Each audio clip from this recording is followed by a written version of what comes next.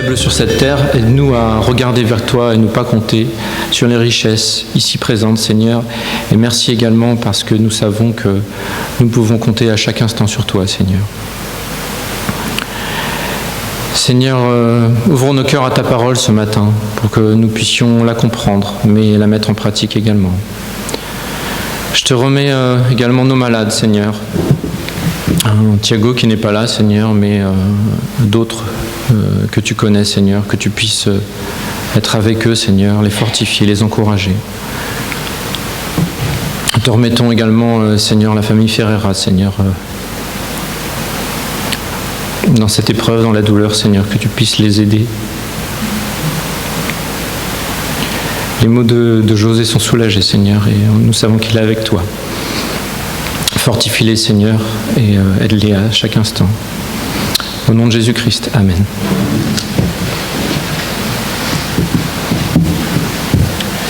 Alors nous allons poursuivre par « Dieu nous donne sa grâce ». Sur mon livre, c'est le numéro 154. Vous devez le voir normalement à l'écran. Alors, est-ce que vous voulez qu'on ouvre le rideau, peut-être pour qu'il y ait un peu plus de lumière ? Ça serait peut-être bien, parce que le soleil, on a bien compris, il se fait rare maintenant, c'est la pluie.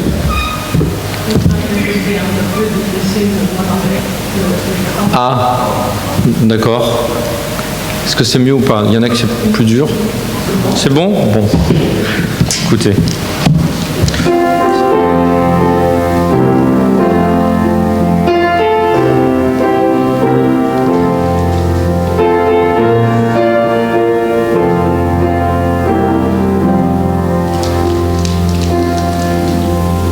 Dieu nous donne sa grâce, elle est seule et efficace.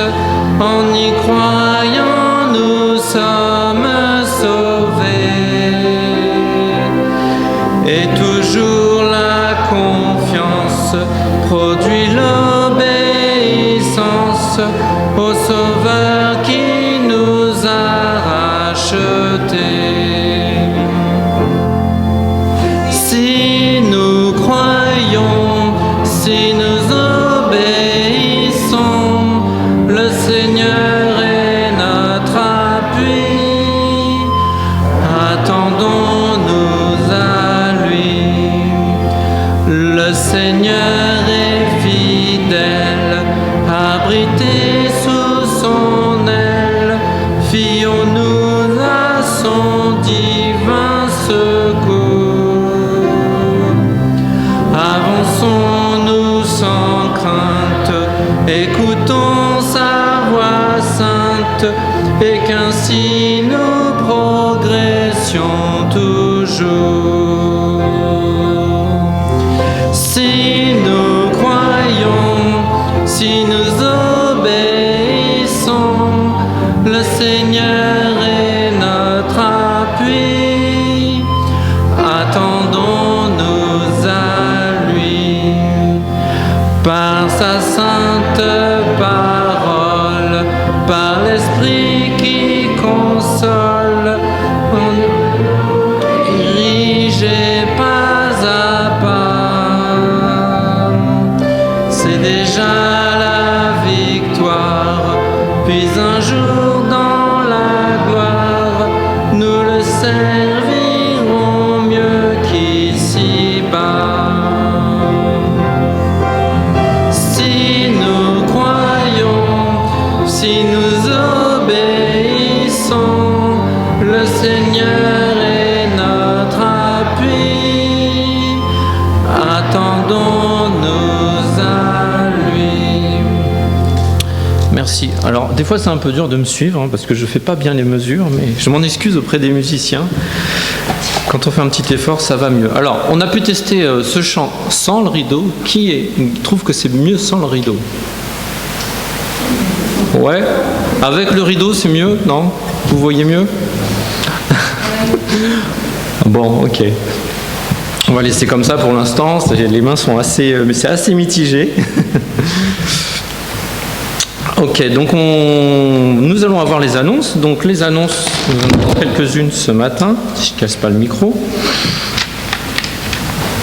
Alors, donc concernant bien sûr nos annonces Covid, je dirais, vous savez que la législation nous contraint toujours à porter le masque. Les distanciations sont toujours de rigueur. Donc il y a de nouvelles mesures qui sont prises depuis quelques jours. On ne sait pas trop comment ça va se passer et je pense que beaucoup de gens ne savent pas comment ça va se passer. Donc je vous remercie de continuer à vous inscrire en ligne sur le site, ce qui nous permet d'avoir le nombre de personnes présentes. Alors avec les enfants qui partent en face maintenant, ça aide un petit peu au niveau des places. Alors quand vous notez sur le site, mettez bien le prénom des enfants, ça nous permet de déterminer les tranches d'âge. Alors au niveau de la crèche, je crois que ce matin, j'ai vu un enfant à la crèche, donc c'est bien également. Alors concernant les offrandes, vous savez qu'on prend les offrandes sur la fin donc à la fin de l'office en sortant par les deux portes, avec du gel hydroalcoolique, tout ça est toujours de rigueur. Donc pour les plus jeunes, je vous demanderai de les aider à ne pas, par exemple lorsqu'ils vont au sanitaire, aux toilettes, toucher partout sans avoir nettoyé. Je vous demande également de respecter les distances et donc les places que vous avez. Les sens de circulation également, c'est compliqué, mais on voit que c'est utile. Voilà, donc concernant la semaine prochaine, nous aurons toujours un culte à 11h, ouverture des portes un quart d'heure avant. Donc il y aura un culte des enfants en face. Donc vous savez maintenant les parents que vous pouvez les récupérer. Alors s'il pleut, vous pouvez vous mettre sous le petit abri en face au 3 rue Georges Danton quand même. On n'est pas non plus... voilà. Alors l'idée c'est d'éviter que tout le monde soit entassé les uns sur les autres. Concernant cet après-midi, donc les gens qui font partie de l'Assemblée Générale du camp se connaissent, donc c'est 15h. Alors, on va déterminer si on fera ici ou en face, on n'a pas encore tout dit. Donc 15h cet après-midi, ceux qui ont reçu la convocation se connaissent. Voilà, alors une petite question, j'en profite parce qu'on aura aussi l'Assemblée Générale de l'Église bientôt. Et comme on évite de donner des papiers et que peut-être maintenant on a beaucoup d'adresses e-mail, est-ce qu'il y a des gens qui ne peuvent pas recevoir une convocation par mail par exemple? Des gens qui font partie de l'association. D'accord, Sorette, donc ça fait une, Nicole, je pense qu'il y a peut-être Michel qui n'est pas là ce matin. D'accord, donc ça fait quelques versions papier à donner, sinon on enverra par mail, ça sera beaucoup plus simple. Alors vous n'êtes pas forcément obligé de l'imprimer. Donc l'Assemblée de l'Église, c'est le 11 octobre à 16h, dimanche après-midi 11 octobre. Alors continuez à prier pour nos malades. Donc comme je vous ai dit, Thiago et Marilyn sont à la maison, et d'autres pour des histoires de cas contacts. Voilà, donc les obsèques de notre frère José ont lieu jeudi à l'église de Ponto, puis après c'était au cimetière de la Quiambrie. Est-ce que la famille veut dire quelque chose à ce propos ou...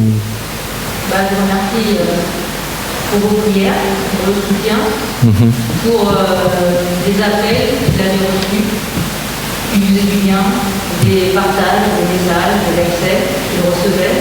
Donc ça, je sais qu'il était content, surtout d'avoir des petits appels et vos prières. Voilà. Et puis, merci de continuer à prier pour maman. Voilà. Ouais. C'est sûr que ça va être difficile.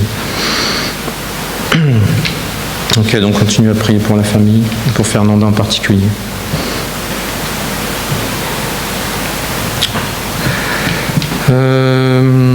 Est-ce qu'il y a des invités? Je lis mes petits papiers. Des gens qui sont là pour la première fois ce matin? Oui? On s'est vu tout à l'heure. Vous pouvez juste vous présenter, s'il vous plaît? Alors moi, je viens de la Martinique. Oui. Je m'appelle Philippe Saviola. D'accord, ok. Bienvenue parmi nous. Vous êtes là quelque temps, c'est ça? Pour quelques années. D'accord, bienvenue, content de vous voir. Alors, on a aussi des gens qui viennent du Nord, pas du Grand Nord, mais... Donc on a le plaisir d'avoir Carré et Suzanne parmi nous, Carré qui va nous apporter le message et qui vient justement pour l'Assemblée cet après-midi. Est-ce que j'ai oublié des annonces? N'oublions pas le baptême du 18 octobre. D'accord. À 16h. D'accord, donc le 18 octobre à 16h, on aura Camille qui se fera baptiser. Est-ce qu'on avait commencé à recenser le nombre de personnes qui seraient présentes pour le baptême ou pas du tout? On avait dit une vingtaine de personnes. D'accord. C'est limité. Oui, c'est limité, c'est pour ça que... Ok, d'accord. Donc le 18 octobre, je rajoute ça sur mes petites notes.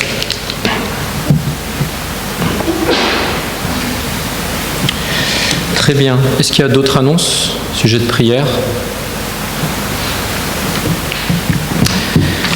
Eh bien, nous allons poursuivre alors. Nous allons chanter « C'est un rempart que notre Dieu ».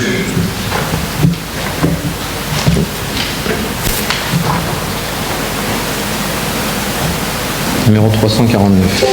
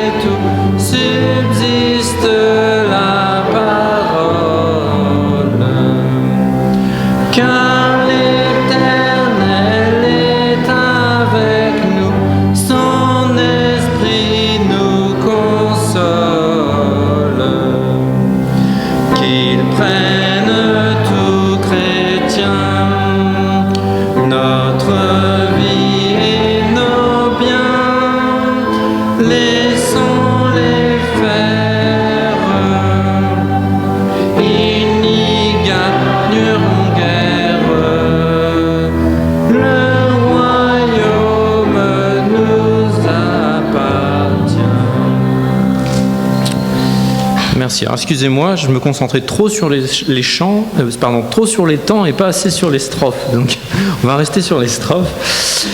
Et nous allons poursuivre en nous levant, en chantant le numéro 237, « Partons sans précieux ». Numéro 237.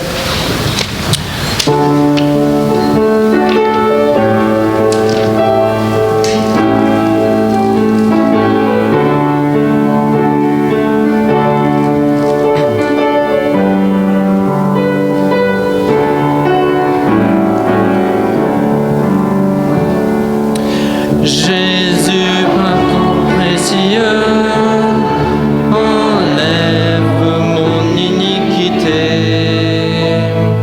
Regarde-moi du haut des cieux, dis-moi que tu pardonnais. J'ai longtemps cru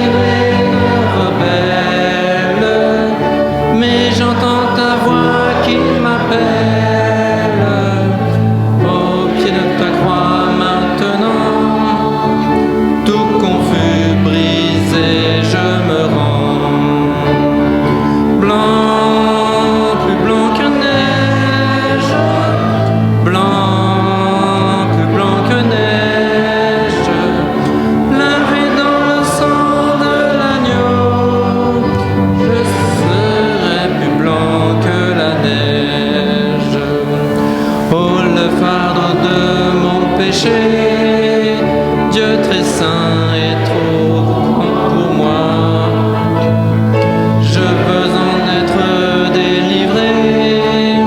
À cette heure, oh, révèle-toi. Jésus, viens ma délivrance. Seul tu peux calmer ma souffrance. Au pied de ta croix maintenant, tout confus, brisé, je me rends. Blanc, plus blanc que neige. Blanc, plus blanc que neige. Lavé dans le sang de l'agneau, je serai plus blanc que la neige. Oh Jésus, ton sang précieux a lavé mon iniquité. Oui, tu m'as répondu des cieux, ton amour m'a tout pardonné. Je te contemple et je puis croire qu'en toi j'ai complète victoire. Au pied de ta croix maintenant, je me relève triomphant. Blanc, plus blanc que neige. Blanc, plus blanc que neige. Lavé dans le sang de l'agneau, mon cœur est plus blanc que la neige. Merci, vous pouvez vous asseoir. Et le dernier chant que nous allons avoir avant le message, c'est Divine Parole.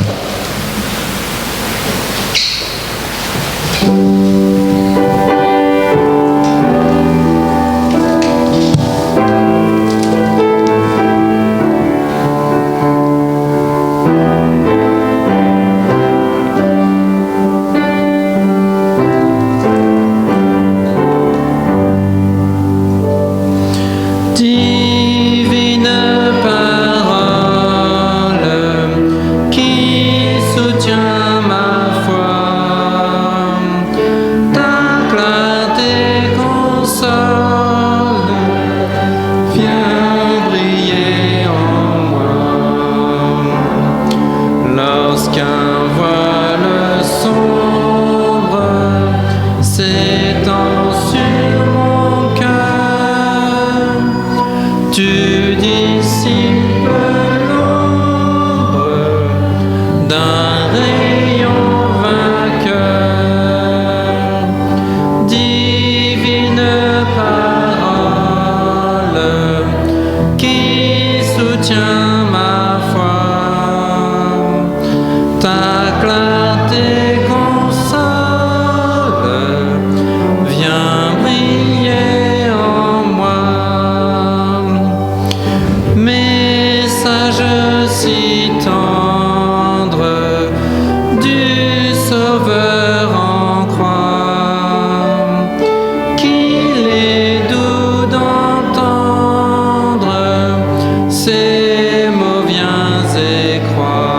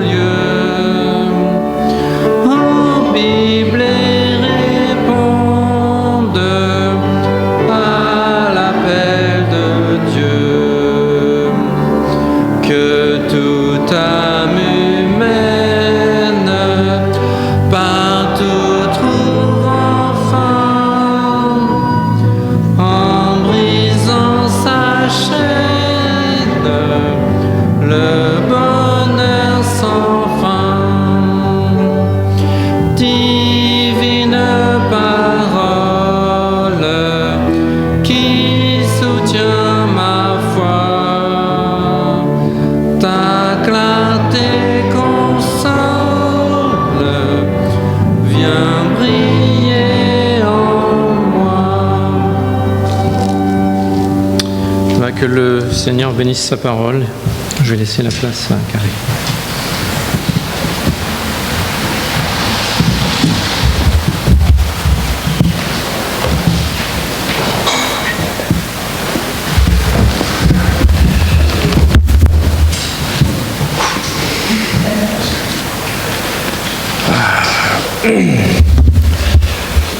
Est-ce que le micro est allumé? Oui, c'est bon.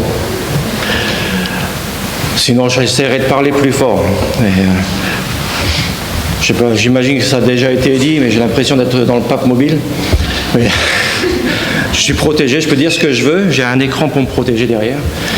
Non, mais c'est toujours un plaisir d'être ici, même dans des circonstances et des conditions qu'on ne préférerait pas. Mais ma prière pour vous, je disais tout à l'heure en moi-même au Seigneur, que j'espère que malgré tous les changements qu'on doit faire, les accommodations, tout ce qu'on doit faire pour qu'on puisse se réunir encore, que cela n'enlève en rien la raison de pourquoi vous venez et que de pouvoir recevoir ce que Dieu a prévu pour vous en venant dans sa maison. Que vous veniez, qu'on puisse adorer, louer d'un cœur sincère. Ça ne veut pas dire qu'on n'a pas de difficultés pendant la semaine passée, qu'il n'y a pas des choses qu'on n'aime pas, mais ça ne devrait pas nous empêcher quand même de louer Dieu pour qui il est et pour ce qu'il fait pour nous.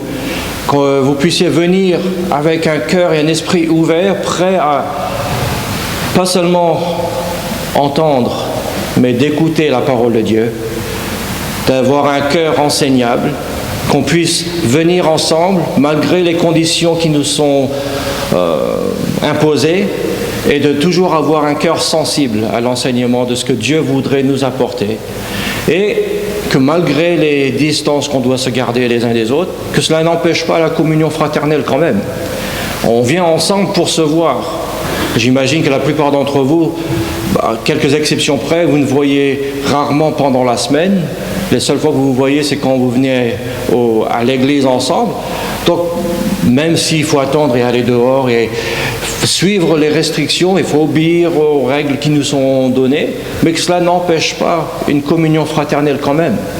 On doit s'encourager les uns les autres, on doit s'épauler les uns les autres, on doit s'aider, surtout dans les moments difficiles. Quand tout va bien, c'est plus facile, mais même quand les conditions ne sont pas favorables, c'est là justement il faut se surmonter et chercher des occasions pour s'entraider, s'encourager et avoir cette communion.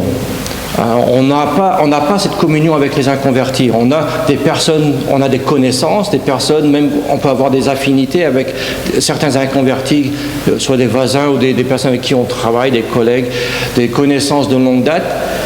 Mais on n'a pas cette même communion avec eux qu'on a entre nous, entre frères et sœurs en Christ, à cause du Saint-Esprit, du salut qui nous unit ensemble. On a quelque chose en commun qu'on ne peut pas partager avec d'autres. Donc, je voulais juste vous encourager. Vous avez quand même quelque chose de précieux ici, de pouvoir encore vous réunir, de pouvoir encore vous voir, même si on ne peut pas voir les sourires des uns et des autres. On peut se voir quand même, et on peut se parler, on peut s'encourager, on peut se dire comment s'est passée ta semaine, avec un cœur, en toute sincérité, de montrer à l'autre qu'on s'intéresse à eux, pour que pendant la semaine, ils n'oublient pas, on n'est pas seul. J'ai toute une église qui me soutient, j'ai toute une église qui passe par les mêmes choses que moi, j'ai toute une église il suffit que je prenne mon téléphone et je sais que j'ai quelqu'un avec qui je peux parler, qui pourra m'encourager et m'aider à arriver jusqu'au prochain culte, et on recommence, et d'un culte à l'autre, par la grâce de Dieu, on surmonte, et on persévère, et on va de l'avant. Alors, ceci étant dit, je vous demande de tourner avec moi dans 2 Corinthiens chapitre 1er. On va lire un petit passage. Ce que le Seigneur m'a mis à cœur, je ne sais pas les besoins des uns et des autres, vos besoins personnels. On a nos propres besoins sur l'église d'Amiens, on a des personnes, des contacts qu'on aimerait voir enfin s'ouvrir à l'évangile qui ne le font pas encore. On a des travaux plus physiques, on travaille sur le bâtiment et on a tous des besoins. Et dès qu'on parle de besoins, il est facile d'arriver à avoir des déceptions, des choses qui ne vont pas comme on aurait voulu ou qu'elles aillent. Et avec les déceptions, il est facile de laisser place parfois au découragement. Et quand on est découragé, on n'a pas besoin qu'un frère ou une sœur en Christ vienne nous enfoncer un peu plus, dire « Oh, chrétien de peu de foi, qu'est-ce que tu as à être découragé ?» sans connaître même les circonstances de pourquoi on est découragé. Mais d'avoir un peu de consolation, ça fait du bien. Parce qu'avec la consolation, il faut un peu de compréhension, enfin un peu de compassion, un peu d'amour. Et peut-être qu'avec ce que nous vivons tous en ce moment, la consolation, peut-être ce qu'on a besoin de nous, en tant que chrétiens, avons besoin de démontrer encore plus que ce que le monde montre. Et notre passage en 2 Corinthiens chapitre 1er, on va lire les quelques versets, on va prendre le temps de prier, remettre ce culte entre les mains du Seigneur. 2 Corinthiens chapitre 1er, à partir du verset 3, nous dit « Béni soit Dieu, le Père de notre Seigneur Jésus-Christ, le Père des miséricordes et le Dieu de toute consolation, qui nous console dans toutes nos afflictions, afin que par la consolation dont nous sommes l'objet de la part de Dieu, nous puissions consoler ceux qui se trouvent dans l'affliction. Car de même que les souffrances de Christ abondent en nous, de même notre consolation abonde par Christ. » On va s'arrêter là, on va lire dans quelques instants d'autres versets. Mais avant de continuer, je vous demande de prier avec moi, alors que je prie à voix haute. Priez en vous-même, que le Seigneur vous aide à avoir un cœur sensible à l'écoute de sa parole. Et ensuite, priez que les personnes autour de vous, le reste, nous tous, puissions avoir un cœur sensible à sa parole ce matin, s'il vous plaît. Seigneur, je te remercie pour déjà ce que tu as déjà permis aujourd'hui. Merci pour la protection que tu nous as tous donnée pour pouvoir être ici. Merci de ce que tu nous as donné une santé suffisante pour être ici. On en a entendu, Seigneur, de liste de personnes qui certainement voudraient être là mais ne peuvent pas, Seigneur, à cause des raisons de santé. Et nous prions pour eux, Seigneur, que tu les réconfortes, que tu les encourages, qu'ils sachent que nous pensons à eux ce matin. Et que nous-mêmes, Seigneur, que nous ne prenions pas à la légère les bénédictions que tu nous donnes, que nous puissions voir que l'opportunité, le privilège que nous avons d'être ensemble, entre frères et sœurs en Christ, de pouvoir apporter, ouvrir ta parole en toute liberté, sans crainte, et de prêcher, Seigneur, de ne pas seulement approuver ce que tu veux nous montrer ce matin, mais que tu nous aides, Seigneur, à avoir la volonté de mettre ces vérités en pratique. Que tu nous donnes la force et le courage, Seigneur, d'avoir la foi nécessaire, de te faire confiance, de croire que ce que tu nous dis est la vérité. Et que tu nous donneras la force, que tu nous aideras à pouvoir accomplir tout ce que tu demandes de nous, Seigneur. Bénis ta parole ce matin. Aide-moi, Seigneur, en tant que ton messager, de pouvoir apporter ta parole clairement et avec précision. Que je ne sois pas une distraction pour qui que ce soit et que nous puissions te montrer notre adoration, notre louange par la façon que nous recevons ta parole ce matin. Au nom de Jésus-Christ, nous prions. Amen. On a lu ces 3 versets, le verset 3 à 5, mais je vous invite de lire également avec moi les versets qui suivent, les versets 6 à 11, parce que vous avez déjà vu de par vous-même où il parle de consolation, ceux qui sont affligés, etc. Et on va revenir là-dessus dans un instant.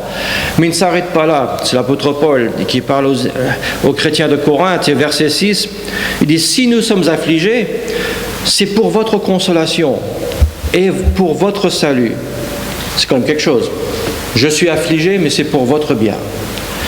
Si nous sommes consolés, c'est pour votre consolation. Réfléchissez un peu à cette remarque qui nous est donnée. Je suis consolé, normalement ma première réaction c'est pour moi. J'ai besoin de consolation. Ça veut dire que j'étais triste, ça veut dire qu'il y avait quelque chose qui me pesait, que j'avais un fardeau, qu'il y avait quelque chose qui n'allait pas.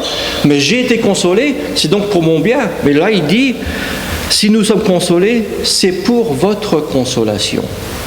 Ça n'affecte pas que moi. Tout comme mes problèmes n'affectent pas que moi, ma consolation, mes bénédictions n'affectent pas que moi non plus. Il continue, qui se réalise par la patience à supporter les mêmes souffrances que nous endurons. Le verset 7, notre espérance à votre égard est ferme, parce que nous savons que si vous avez part aux souffrances, vous avez aussi part à la consolation. Nous ne voulons pas, en effet, vous laisser ignorer, frères, au sujet de l'affliction qui nous est survenue en Asie, que nous avons été excessivement accablés au-delà de nos forces, de telle sorte que nous désespérions même de conserver la vie. Et nous regardions comme certains notre arrêt de mort, afin de ne pas placer notre confiance en nous-mêmes, mais de la placer en Dieu qui ressuscite les morts.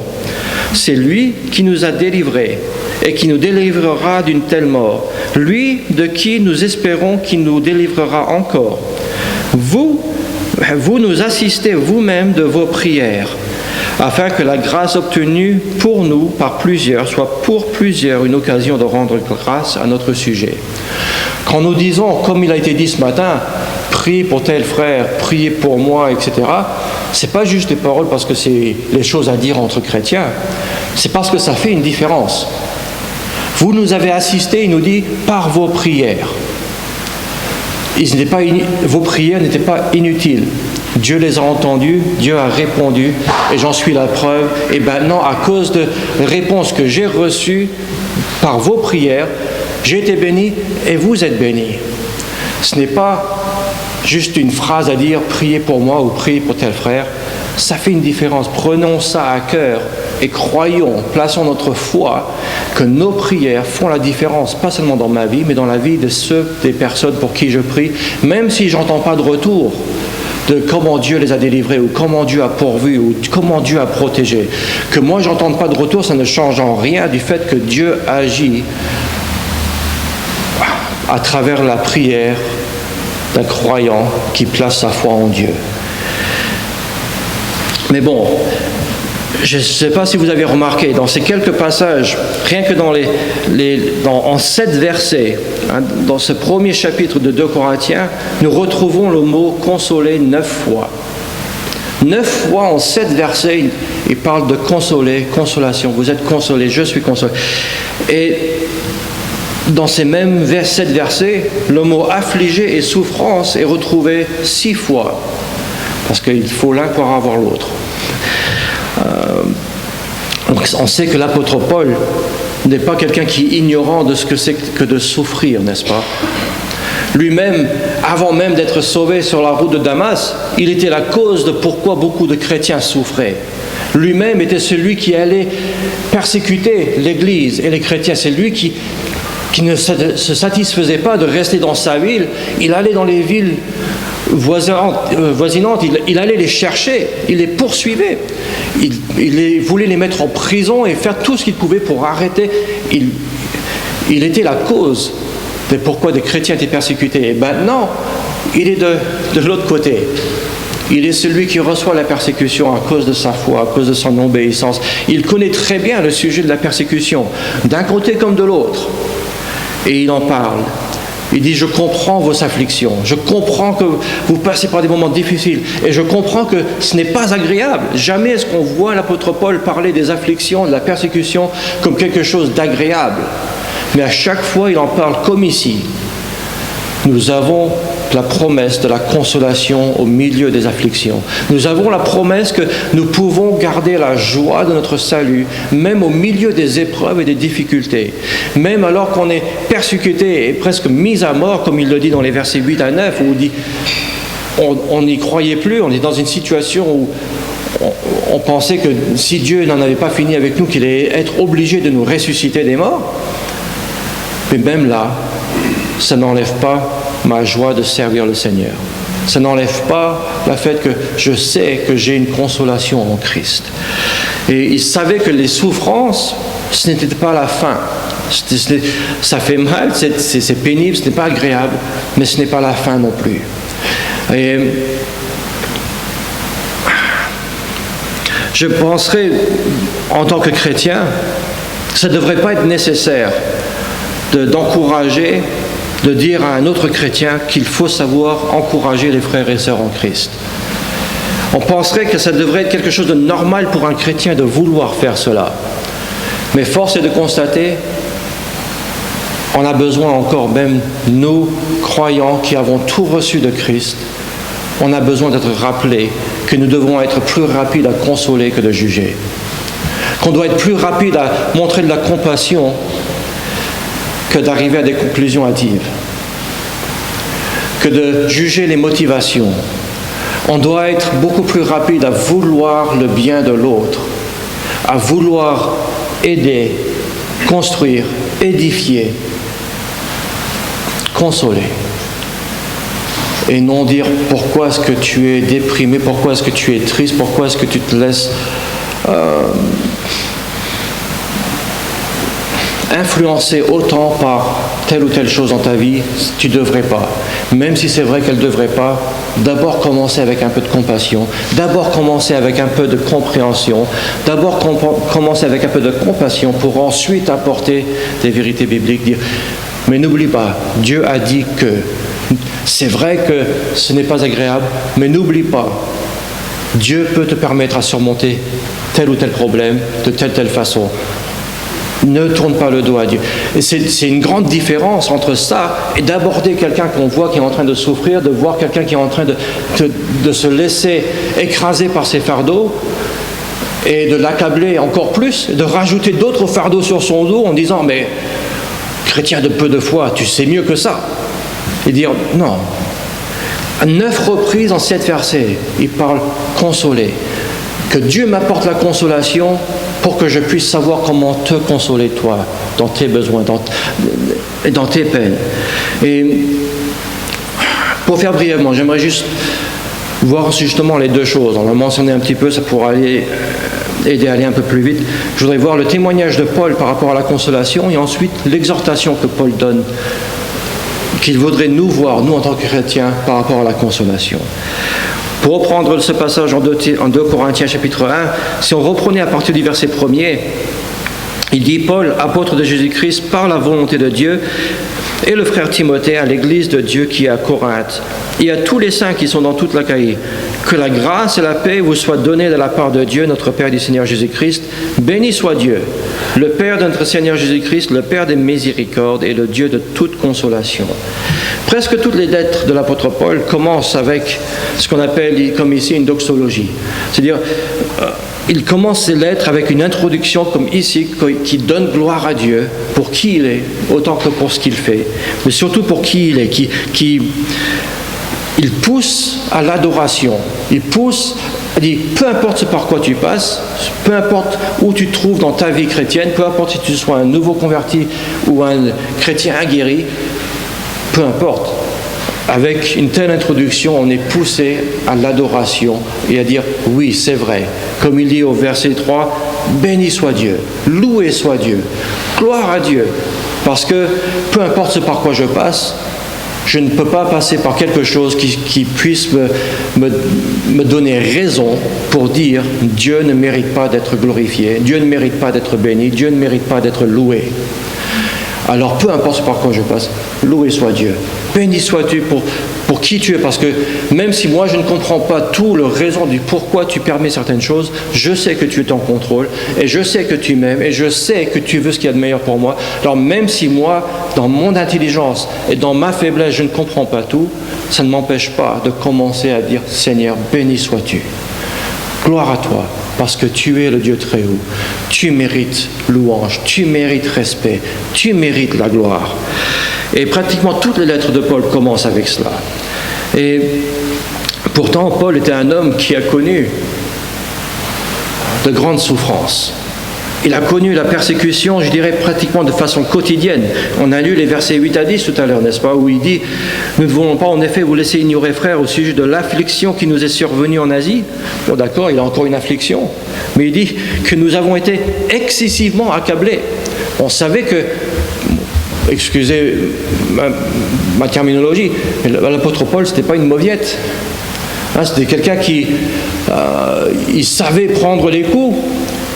Et il ne se satisfait pas juste de dire on avait des afflictions, on était accablés, mais pour que l'apôtre Paul dise qu'on était excessivement accablés, alors même pour lui, c'était quelque chose de... Je ne peux pas surmonter cela par moi-même. C'était trop grand, trop fort pour moi. D'ailleurs, il le dit, au-delà de nos forces. On était accablés au-delà de nos forces. Dieu sait ce que je peux supporter et Dieu a permis plus. Je ne peux pas supporter cela. C'est au-delà de mes forces. Et parfois, Dieu permettra qu'on soit sûr. Parce qu'on dit, ah, Dieu ne permettra rien qui soit au-dessus de tes forces. Oui et non. Qui ne soit pas au-dessus de tes forces quand tu t'en remets à Dieu. Parce qu'il n'y a pas la moindre chose que Dieu veuille qu'on surmonte par nos propres forces seules. Il n'y a pas la moindre chose que Dieu veuille qu'on puisse surmonter, qu'on puisse surpasser en se basant simplement et uniquement sur mes forces à moi, sur mes expériences passées, sur ma compréhension, mon intelligence, ma connaissance. Non. Mais que je puisse utiliser ces choses-là pour m'aider à avoir une foi plus ferme en la personne de Dieu. Cela, oui. Mais l'apôtre Paul, on a été dans l'affliction, excessivement accablé, au-delà de nos forces, de telle sorte que nous désespérions même de conserver la vie. L'apôtre Paul dit, on est dans une situation, on pensait que c'était la fin. Ça y est, c'est fini. Et ils avaient accepté la mort. Si c'est le moment que Christ ou Dieu a dit que c'est bon, c'est la fin de ta course, alors ainsi soit-il, on est prêt. Mais ils pensaient ne pas en échapper. Et il dit d'ailleurs, nous regardions, verset 9, nous regardions comme certains notre arrêt de mort, afin de ne pas placer notre confiance en nous-mêmes. On ne voyait pas d'issue, on ne voyait pas de sortie. Et verset 10, il nous dit, mais c'est lui qui nous a délivrés. Il ne dit pas comment, il ne dit pas ce qu'il a fait, il ne dit même pas de quoi exactement, parce que ce n'est pas ce qui importe. Ce qui importe, c'est que Dieu a été fidèle, Dieu lui a délivré, il dit, ce n'était pas la fin encore pour toi, et Dieu est là, Dieu est présent, Dieu a secouru. Mais quand l'apôtre Paul parle d'affliction, et il parle de consolation, il parle de quelqu'un qui en a fait l'expérience à maintes et maintes reprises. La consolation de l'apôtre Paul, pour moi, prouve que son cœur n'a pas été écrasé et brisé par les souffrances et les afflictions. Or, Satan veut nous apporter des afflictions, n'est-ce pas? Et parfois, le Seigneur sait qu'on en a besoin. Mais la raison de pourquoi Satan veut qu'on soit affligé, comme il l'a fait avec Job, par exemple, parce qu'il se dit, le plus qu'il peut nous affliger dans notre confort, dans notre santé, dans les domaines matériels, financiers et autres, le plus que nous allons nous éloigner de Dieu. Il dit, mais notre consolation, c'est que notre force ne se repose pas dans ces choses-là. Notre force ne se repose pas dans ma santé et dans mon compte en banque et dans tous ces plannings et ces plans que j'ai bien préparés, bien détaillés et bien organisés pour que les choses se mettent en place exactement comme j'ai prévu. Non, ma force se trouve dans la personne même de Dieu. Et que je n'ai pas besoin que Dieu m'explique tout à l'avance, exactement ce qu'il va faire et comment et quand, pour que ma foi soit ferme en lui. La consolation de l'apôtre Paul me montre que son cœur n'a pas été écrasé et brisé par les souffrances et les afflictions. Et c'est pour ça que les afflictions qu'il décrit au verset 8 et 10, il les a déjà vécues. Il a dit, on ne voulait pas que vous soyez ignorants des choses que je viens d'expérimenter, d'avoir. Mais cela n'empêche pas au verset 3, quand il donne son introduction à ces chrétiens de Corinthe, de dire « Béni soit Dieu ». Alors qu'il vient de vivre il n'y a pas longtemps une expérience où il était sur le porte de la mort, il croyait que c'était la fin de sa vie, il peut dire quand même, béni soit Dieu, loué soit Dieu, gloire à Dieu pour qui il est. Pas juste parce que maintenant il en a été délivré, mais c'était son témoignage au milieu de toutes les persécutions. Et on pourrait lire passage après passage, en Romains notamment, où il donne des descriptifs de toutes les différentes souffrances qu'il a vécues, la faim, la nudité, etc., les naufrages. Il donne toute la liste des choses qu'il a vécues, et malgré cela, à chaque fois qu'il en parle, nous le revoyons utiliser ces mêmes discours. Béni soit Dieu, loué soit Dieu. Et non, mais pourquoi ne m'a-t-il pas épargné de cela? Qu'est-ce que j'ai fait pour mériter cela? Ça, c'est beaucoup notre façon de voir les choses, n'est-ce pas? Quand quelque chose de mal nous arrive, ah, mais qu'est-ce que j'ai fait pour mériter ça?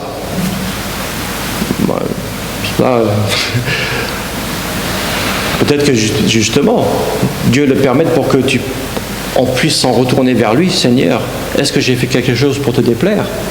Et s'il te dit non, il est d'accord, Seigneur, que veux-tu que j'apprenne à travers ceci? Quel endroit de ma vie est-ce que tu es en train d'essayer de renforcer et de mûrir et de rendre plus ferme et plus fort, au lieu de se focaliser sur le mal et la peine, et se dire « Qu'est-ce que j'ai fait? Qu'est-ce que j'ai... » Regardez-le comme une bénédiction. Ah, ce n'est pas facile, je suis le premier à le reconnaître. Notre première réaction quand on a quelque chose qui nous déplaît, c'est de voir justement juste qu'est-ce qui nous déplaît, n'est-ce pas? C'est comme l'enfant qui se blesse, qui tombe. Tout ce qu'il pense, c'est au fait qu'il a mal. Mais ça, on va peut-être y revenir plus tard. Mais quand moi je vois l'apôtre Paul, son témoignage, c'est que les diverses épreuves, aussi déplaisantes qu'elles étaient, aussi même dangereuses qu'elles aient pu être, ça ne l'a pas empêché de donner gloire à Dieu, de se rappeler, Dieu mérite mes louanges. Sa consolation également nous prouve qu'il regarde au-delà de l'épreuve. Il ne se focalisait pas sur juste les afflictions même. Il regardait au-delà, ce qui venait après. L'apôtre Paul avait bien compris qu'il ne fallait pas regarder seulement sur le moment présent. Et je crois qu'il avait également compris que le chrétien qui loue le Seigneur pendant l'épreuve, très certainement recevra la consolation de Dieu plus facilement, pour ne pas dire peut-être même plus rapidement. Pour utiliser l'imagerie que j'ai lue, un homme avait dit « Nous pouvons louer Dieu dans la nuit parce que nous savons que le jour n'est pas loin. » Et alors ne fixons pas nos regards sur la nuit, mais sur le jour et les possibilités que le jour amène avec lui. Et bien souvent, on est comme cela. Il est beaucoup plus difficile de louer Dieu, de laisser les afflictions nous submerger. Et vous savez comment c'est. Quand on a mal, on veut tout faire, tout notre possible pour enlever ce qui nous fait mal.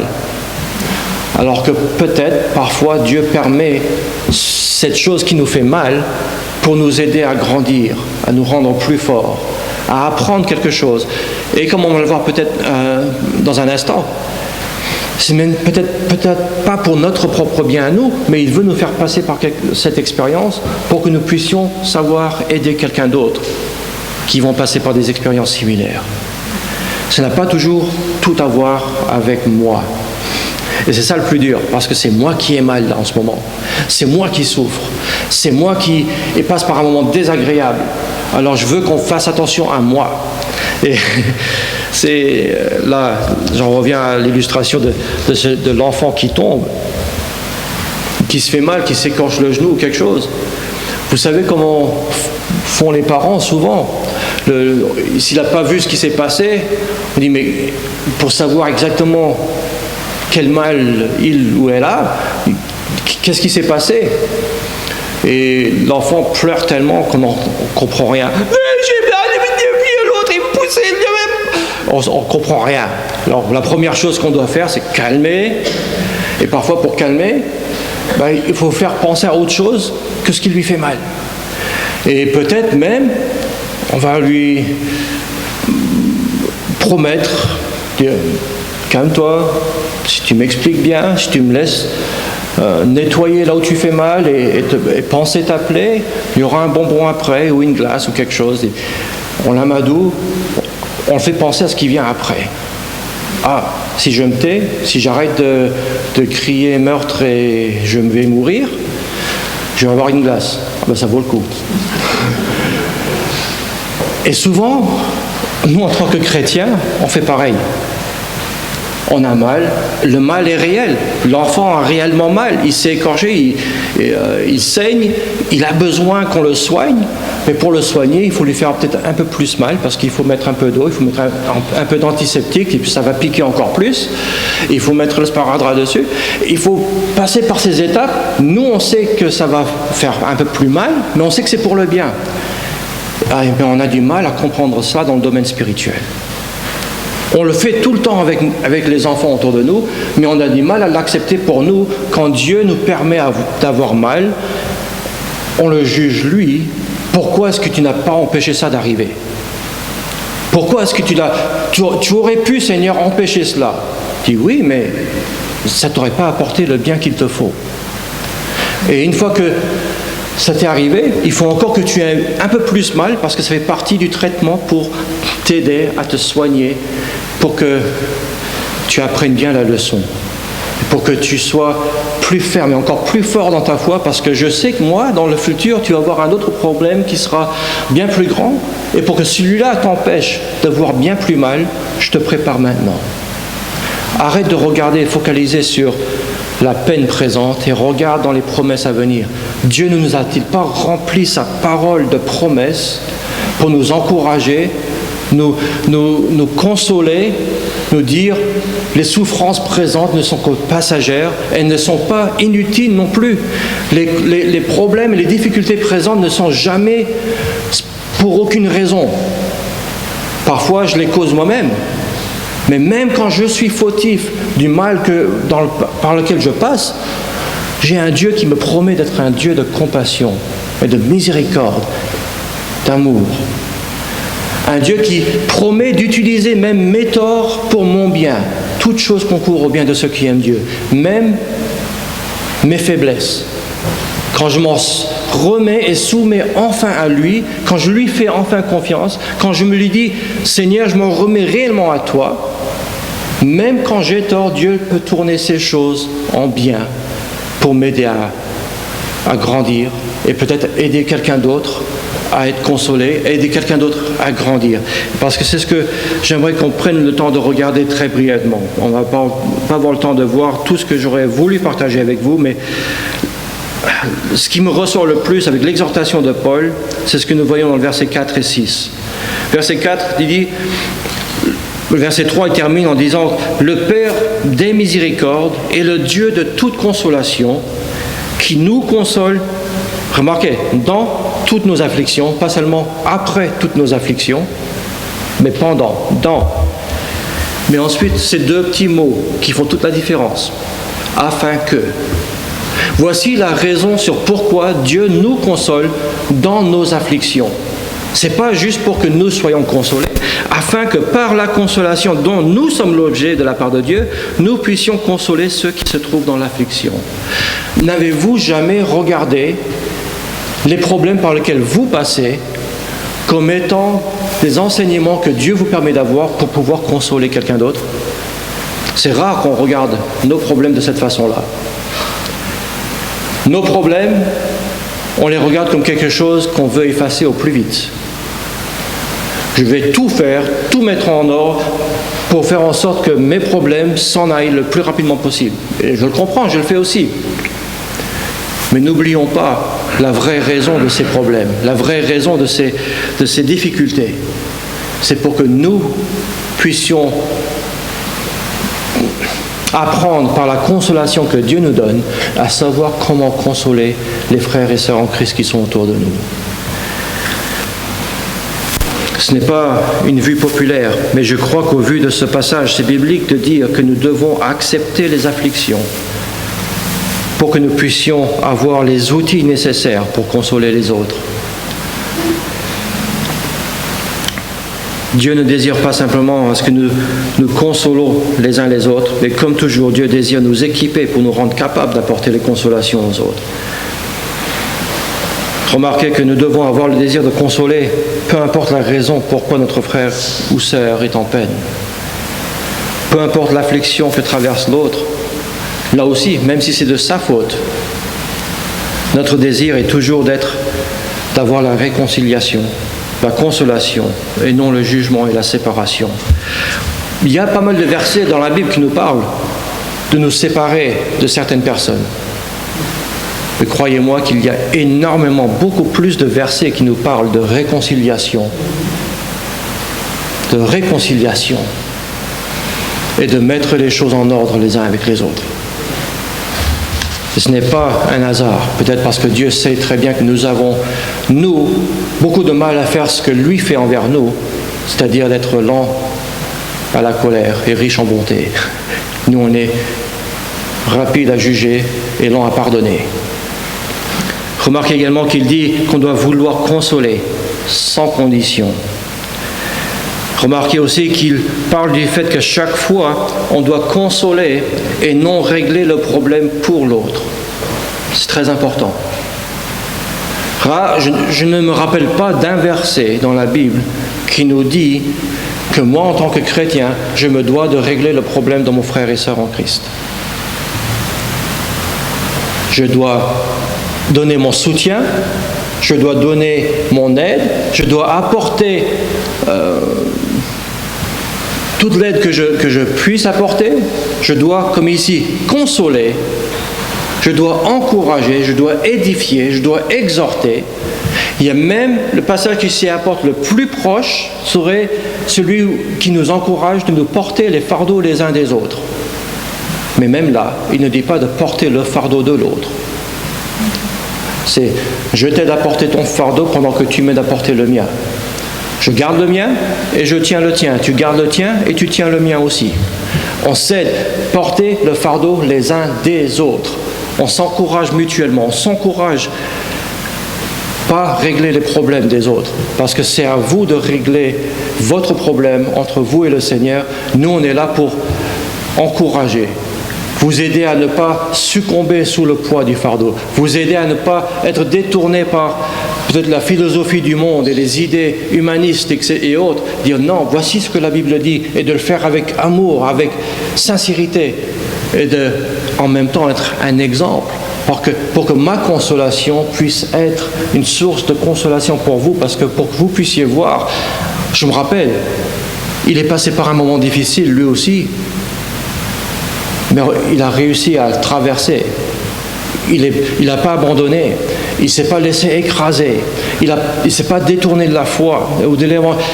Il a passé par un moment difficile, mais aujourd'hui, il a été consolé. Il a été réconcilié. Tout va bien. Et ça encourage le frère et sœur en Christ qui, lui ou elle, est en train de passer par ce moment similaire. Dire, Dieu l'a aidé. Je sais que Dieu peut m'aider moi aussi. Et quand ce même frère ou sœur vient pour encourager, même sans besoin de faire référence à ses problèmes passés, cet autre chrétien s'en rappellera et l'écoutera avec plus de volonté et de bien vouloir écouter ce qu'il a à dire, que d'avoir ce frère ou sœur qui vient avec un esprit condamnateur. Là, les oreilles et le cœur se ferment. J'aurais voulu partager, mais pour ceux qui prennent des notes, pour regarder en 2 Corinthiens chapitre 2, versets 5 à 8, également 9 à 11, versets 9 à 11, on n'a pas le temps de voir tout cela ce matin. Mais personnellement, je suis toujours étonné de voir combien de chrétiens peuvent endurcir leur cœur et de refuser de vouloir consoler. Souvent, c'est dans le domaine de quand un tort a été fait envers un autre. Ils refusent de pardonner, alors qu'ils pourraient consoler. Dire oui, écoute, c'est vrai que ça m'a fait mal, mais ce n'est pas la peine de rester sur ça. Dieu m'a pardonné bien pire que ce que tu m'as fait. Il m'est facile de te pardonner aussi. Cherchez la consolation, cherchez la réconciliation. Il m'est toujours étonné de voir que nous, chrétiens, nous avons encore tant de mal avec cela. Nous qui comprenons que nous devons la vie éternelle grâce au pardon de Dieu, un pardon qu'on ne pourrait jamais mériter, mais qui nous l'offre. Il nous dit très clairement, nous devons nous consoler les uns les autres. Ce n'est pas parce qu'on est en froid avec cette personne que quand nous voyons qu'elle passe par un moment difficile qu'on doit s'en réjouir. Nous devons laisser nos différents côtés et avoir le désir de consoler. Si cette personne ne veut pas de notre aide, parce qu'on ne s'entend pas avec, ça c'est notre histoire. Mais notre responsabilité, c'est d'avoir le désir de consoler et non se réjouir de leurs afflictions. Même s'il faut se réconcilier avant. Même s'il faut s'humilier un peu, montrer un peu d'humilité. Dire, tu sais, ce différend qu'on avait entre nous, ça n'en valait vraiment pas la peine. Je sais que tu passes un moment difficile.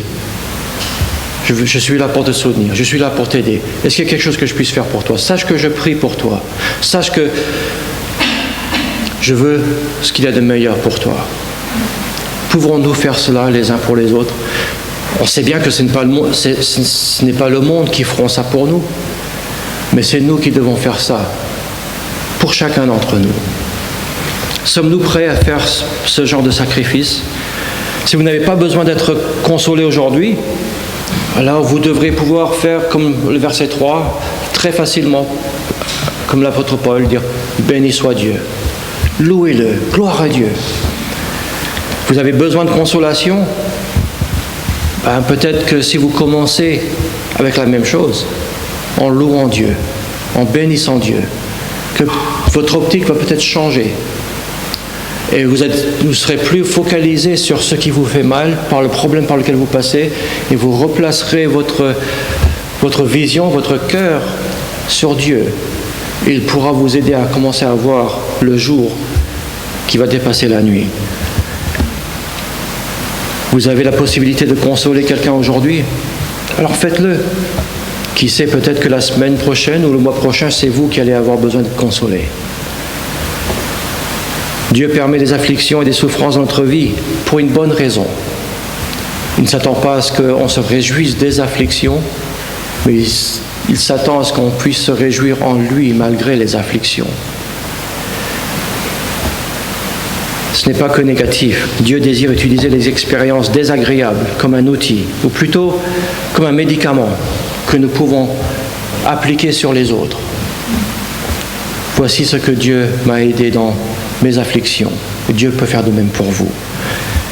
Une pommade pour soulager. Béni soit Dieu.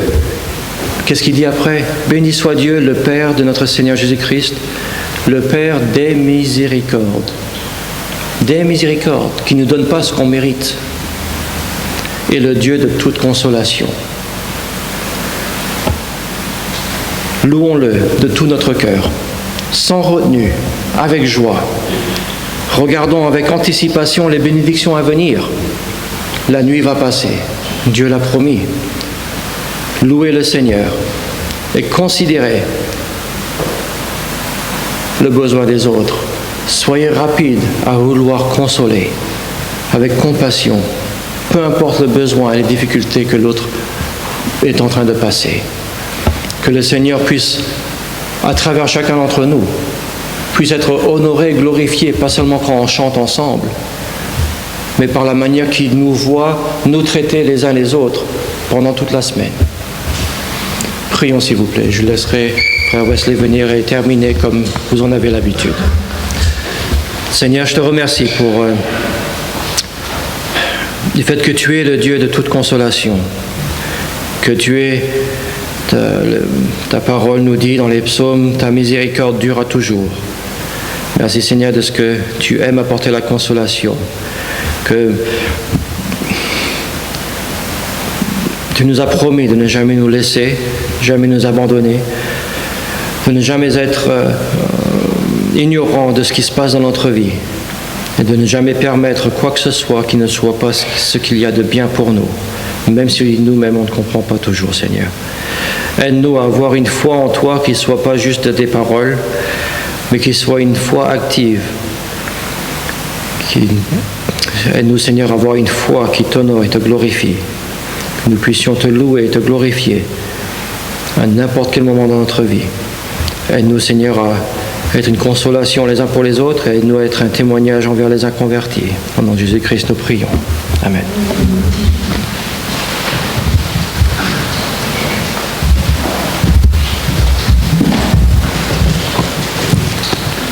On va se lever et on va chanter le 288, La voix du Seigneur m'appelle.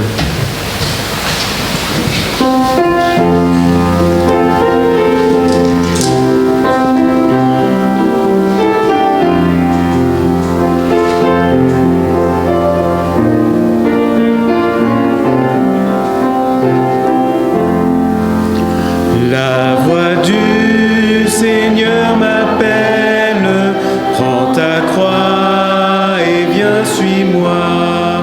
Je réponds, Sauveur fidèle, me voici, je suis à toi. Jusqu'au bout, je veux te suivre dans les bons, les mauvais jours. À toi pour mourir et vivre, à toi Jésus pour toujours.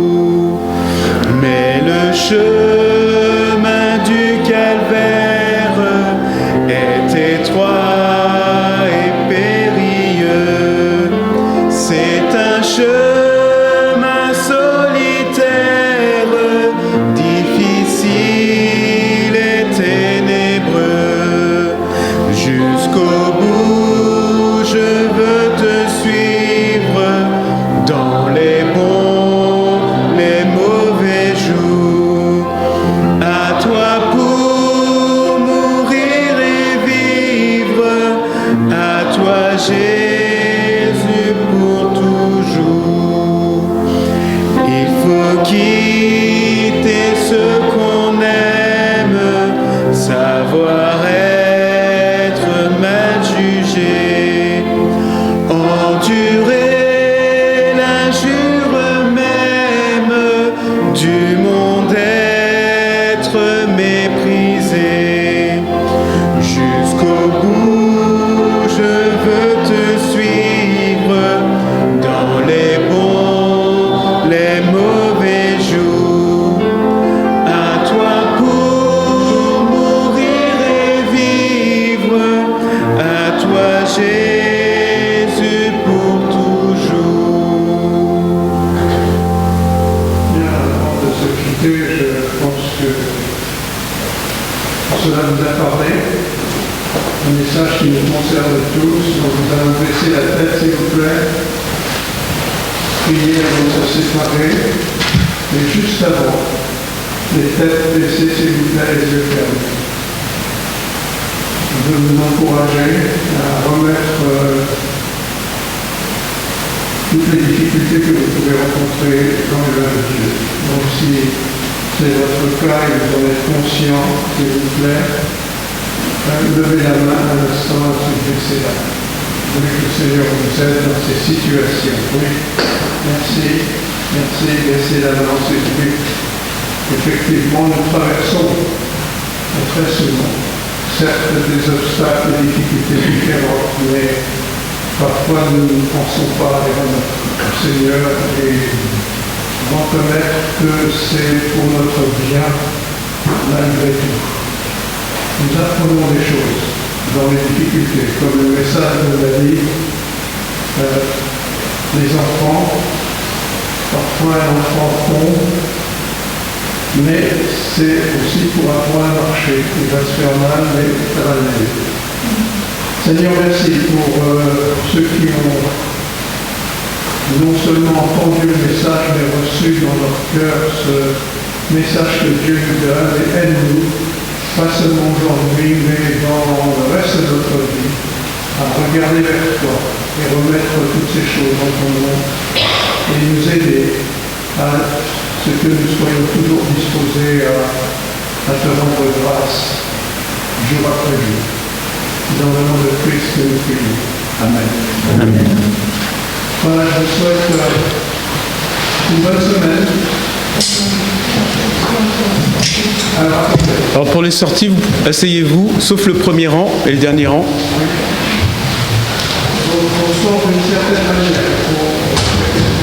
Et le premier rang, voilà, le premier rang, vous pouvez sortir. N'oubliez pas, vous avez le gel hydroalcoolique et vous avez également les paniers des offrandes si vous voulez aider. Et le dernier rang, vous pouvez également vous lever et sortir.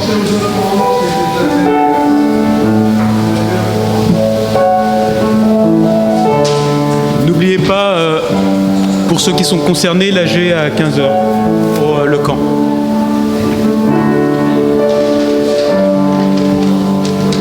Deuxième rang, et le rang d'après, vous pouvez vous lever.